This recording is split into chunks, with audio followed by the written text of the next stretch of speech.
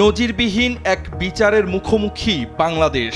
আন্তর্জাতিক অপরাধ ট্রাইব্যুনাল থেকে একযোগে ১৫ জন কর্মরত কর্মকর্তা সহ মোট ২৫ জন সাবেক ও বর্তমান সেনা কর্মকর্তার বিরুদ্ধে গুম সংক্রান্ত মানবতা বিরোধী অপরাধের মামলায় গ্রেফতারি পরোয়ানা জারি করেছে। এই ঘটনা দেশের বিচারিক ইতিহাসে সৃষ্টি করেছে তীব্র আলোচনা ও সমালোচনা। সেনা কর্মকর্তাদের বিচারের এই প্রক্রিয়া সরকার, বিচার বিভাগ এবং সশস্ত্র বাহিনীর মধ্যেকার সূক্ষ্ম ভারসাম্যকে সামনে এনেছে। সামরিক বাহিনীর এমন পদস্থ কর্মকর্তাদের বেসামরিক আদালতের কাঠগড়ায় দাঁড়ানোর এই ঘটনা গুরুত্বপূর্ণ প্রশ্ন উত্থাপন করেছে জাতীয় নিরাপত্তা, প্রাতিষ্ঠানিক মর্যাদা এবং আইনের শাসনের ভবিষ্যৎ গতিপথ নিয়ে। এই বিচার প্রক্রিয়া কেবল অভিযুক্তদের ব্যক্তিগত বিষয় নয়, বরং এটি সশস্ত্র বাহিনীর মর্যাদা ও আন্তর্জাতিক ভাবমূর্তির ওপর কেমন প্রভাব ফেলবে তা নিয়ে বিশ্লেষকদের মধ্যে মতভেদ সৃষ্টি হয়েছে। সাবেক সেনা কর্মকর্তা অবসরপ্রাপ্ত মেজর এমদাদুল ইসলামের মতে, বিষয়টি জনসম্মুখে যেভাবে এসেছে তাতে জাতীয় নিরাপত্তা ও সার্বভৌমত্বের প্রতীক সেনাবাহিনীর সম্মান ক্ষুণ্ণ হয়েছে। তার মতে, এমন অপরাধ সামরিক আইনেই বিচার হওয়া উচিত ছিল।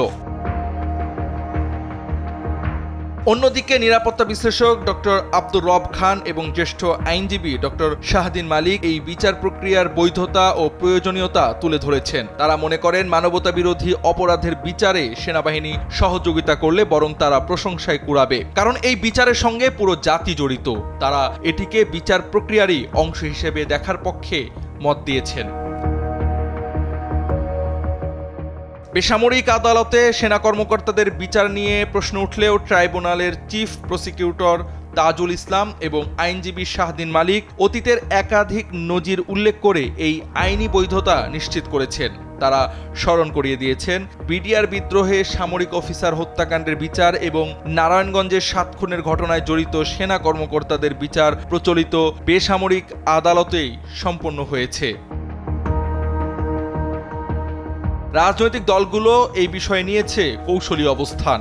এনসিপি বরাবরই এই বিচারের বিষয়ে সোচ্চার ভূমিকা রেখেছে। বিএনপি বিচারের প্রতি কিছুটা সমর্থন জানালেও বাকি দলগুলো নীরব রয়েছে। বিশ্লেষকদের মতে, সরকার বড় দলগুলোর সঙ্গে আলোচনা করেই পদক্ষেপ নিয়েছে। এখন নজর থাকবে এটি সামরিক বাহিনীর মনোবল ও অভ্যন্তরীণ কাঠামোয় কী প্রভাব ফেলে।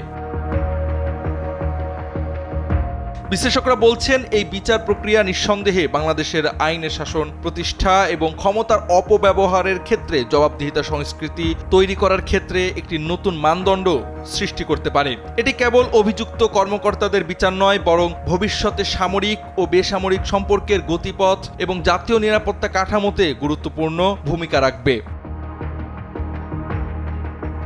জাওয়াদ আহমদ, সময়ের আলো।